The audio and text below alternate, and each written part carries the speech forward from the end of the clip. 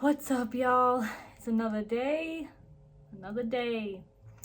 So, today I had on my mind, and I'm not sure why, to talk about a prodigal.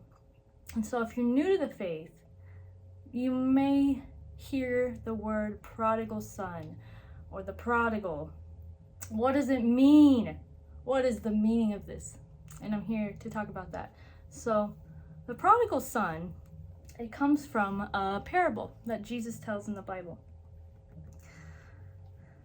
So let's read it together first, and then we'll talk about it. The parable of the prodigal son. And he said, he, being Jesus, he said, there was a man who had 2 sons, and the younger of them said to his father, Father, give me the share of property that is coming to me.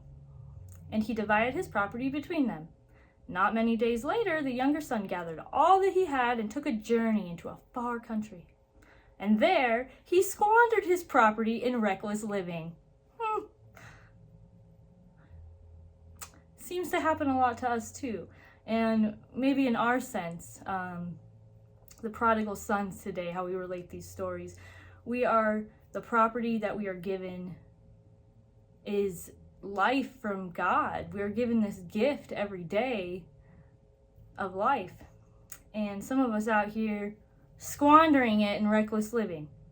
But anyways, and when he had spent everything, a severe famine arose in that country, and he began to be in need. So he went and hired himself out to one of the citizens of that country, who sent him into his fields to feed pigs. And he was longing to be fed with the pods that the pigs ate, and no one gave him anything. Because the world doesn't care.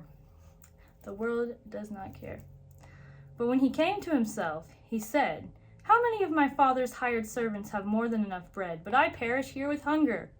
I will arise and go to my father, and I will say to him, Father, I have sinned against heaven and before you. I am no longer worthy to be called your son. Treat me as one of your hired servants. And he arose and came to his father. But while he was still a long way off, his father saw him and felt compassion, and ran and embraced him and kissed him. And the son said to him, Father, I have sinned against heaven and before you. I am no longer worthy to be called your son. But the father said to his servants, Bring quickly the best robe and put it on him, and put a ring on his hand and shoes on his feet. And bring the fattened calf and kill it, and let us eat and celebrate. For this my son was dead and is alive again. He was lost and is found. And they began to celebrate.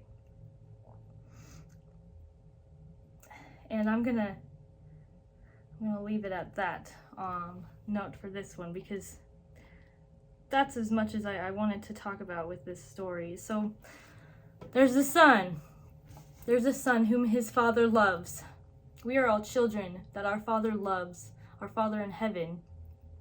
And just like this guy, he went and he squandered his life. And he's, you know what, I'm not worthy. I'm not worthy to be called your son, but I need help.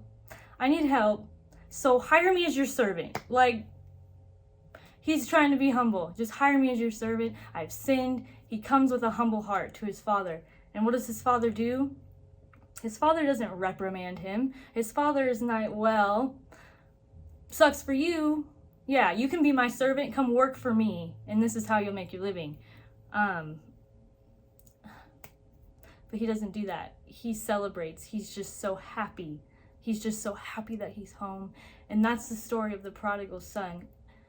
The Father, God the Father, is so happy when you come home. You can go out into the world, live your reckless life, be just awful, just be straight up awful human being, and he's still happy whenever you come back to him.